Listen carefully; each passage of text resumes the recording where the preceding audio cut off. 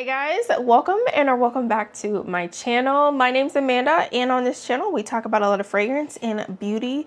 So today I wanted to do a quick video on this Sunset in Tamarindo from Chris Collins. It really piqued my interest because I saw that it has papaya and mango.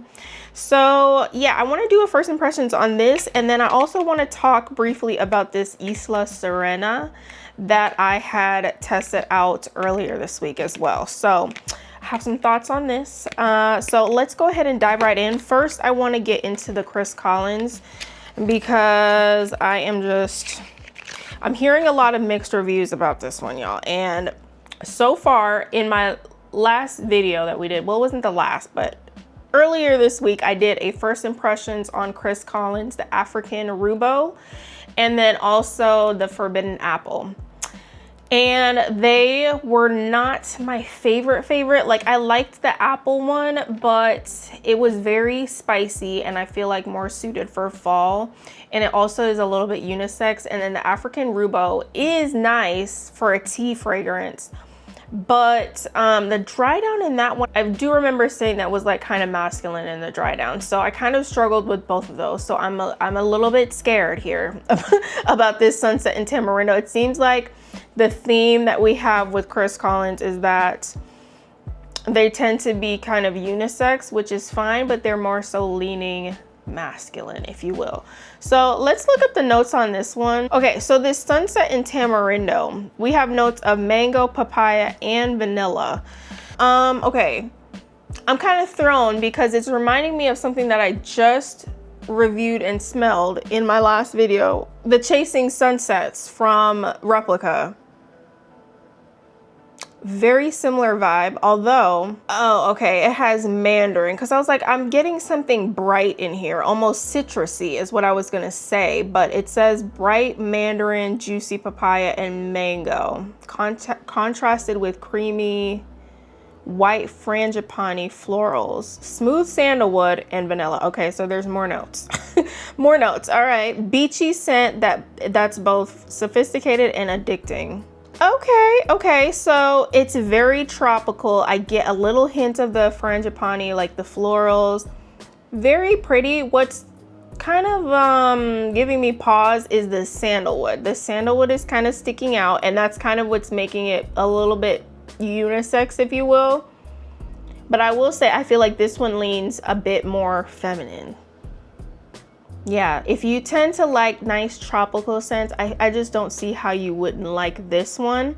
But it has a freshness to it that I kind of like. It's like airy, fresh. It's not that sweet, sticky, sweet type of mango that I'm really looking for. I still haven't found that. I still haven't found that, like, almost like sticky mango, you know, that's like overripe type of thing. I am getting a bit of like this sunscreen, solar, beachy kind of thing in here. So, but this is nice for a beachy summertime scent. I think it's nice. I will say I like this one better than the other two that I've tried from Chris Collins. This one is one of the better ones.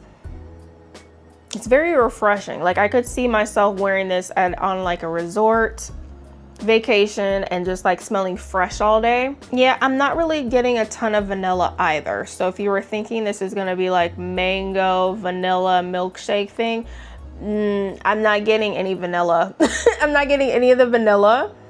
Maybe it might be different if I put it on my skin. Let's see. Y'all are like, yeah, you should have put it on your skin from the beginning, duh. All right, let's see what pops on my skin. Like I said, it's more fresh than it is sweet, I feel. Like that citrus, whatever that mandarin is in here, it's almost giving it like this very light, refreshing kind of feel. I like it. I like it. Do I love it? I don't think I love it. But like I said, I think it's really nice for a refreshing beachy scent. Like, this would definitely be one that I would take with me on like a summer vacation.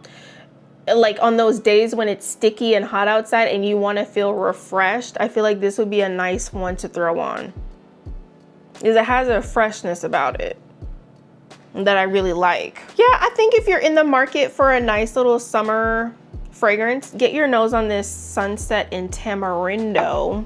But what I will say I think this would smell amazing on a man once again. Like, it seems like with the Chris Collins scents, like they're really nice for men, because the other two that I smelled, like I said in that review, I felt like they would smell amazing on a man. And I feel the same way about this one, although I feel like I could probably wear this one a little bit more easier than I could wear the other two, like that Forbidden Apple and probably the African Rubo. Those ones I feel like lean a little bit more masculine.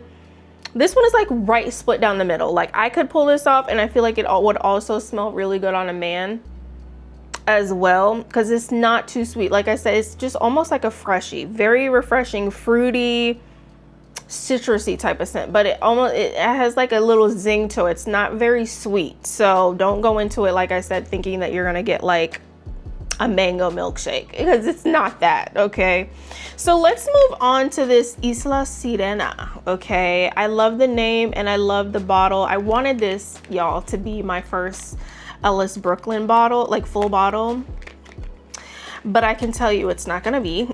It's not going to be. Let's smell this one again. The keynotes are blue java banana, coconut water, lime, and papaya. It's a fresh solar and it's supposed to be in the fresh fragrance family. Okay, I feel like this fragrance house, Ellis Brooklyn, has like become known for like the fruity summertime fragrances now. Okay, here's the thing with this one. I absolutely love the opening. Okay, love the open. I love how bright and citrusy and zingy it is. Like, it's almost like when you take a shot and then you drink like a margarita and they have the salt around the rim and you get like a little hint of that zing from the lime and stuff. Like, that's how fruity and zesty it is in the opening. It's almost like you can taste that lime. Okay, now where this one fell flat for me was the dry down. The dry down, I had this one on, I tested it for a day. I was kind of bored with it, y'all. I was kind of bored with it. The dry down felt like I had on a body mist all day. It didn't have any depth or personality to it. I was just like, I wanted to put something else on. So for me, it's like, it's not full bottle worthy. It's a cute little scent. If you really like, you have to like coconut and lime. Like, this was that whole lime coconut thing. But it really felt like, say you were at, I don't know, some restaurant and they had brought out one of those pictures of the margaritas. But like, think about that margarita pitcher had been sitting on the table and now all of the ice is melted in it and it's just like watered down. It's just like watered down lime coconut, and you don't want to drink it anymore because it's just flat. That is how I felt when I was wearing this fragrance. I was just not very impressed. The beginning of it is nice, but then once it starts to settle down, the lime and the zestiness kind of goes away. And I'm almost left with like this stale coconut scent and with a little hint of lime. So take it with a grain of salt from me, because I'm not the biggest coconut fan to begin with. So I was already nervous going into this fragrance. I had high hopes with the, like, I tend to like very citrus. Like, I like Dolce & Gabbana Light Blue. That's one of my favorite fragrances. Like, if you do a lemon lime situation and make it nice and zesty, I can get behind that. But I don't know, it just kind of felt flat. It felt like a flat Sprite, like a lemon lime Sprite in the dry down. And I was just not very impressed by it. But people are really loving this fragrance, so don't take my word for it. Get your nose on it and see how you feel about it. I thought I had coconut lime verbena from Bath & Body Works, but I can't find it. I don't know where that fragrance is. But from what I can remember, that fragrance had a bit of a green note to it, from what I can remember. And I don't smell anything like, I was reading the reviews. People are saying they're getting a bunch of florals in here. I don't really smell the florals, but I just read one review and now I can't get it out of my head. Somebody is saying that they smell Play-Doh in the dry down of this. And the longer that I'm smelling, I'm like, you know what? I do get Play-Doh. And it's the weirdest thing, because like, why would I be getting Play-Doh in, usually we smell Play-Doh notes in like vanilla, gourmand scents, but I swear I do get like this weird Play-Doh note now that I read that. And It's weird when you read reviews and you can kind of like pick things out of a fragrance, but I kind of do get that. It's not terrible, and it's not something that I couldn't move past, but don't go into this thinking that you're gonna get like that banana that they're saying. I don't really even smell any banana here.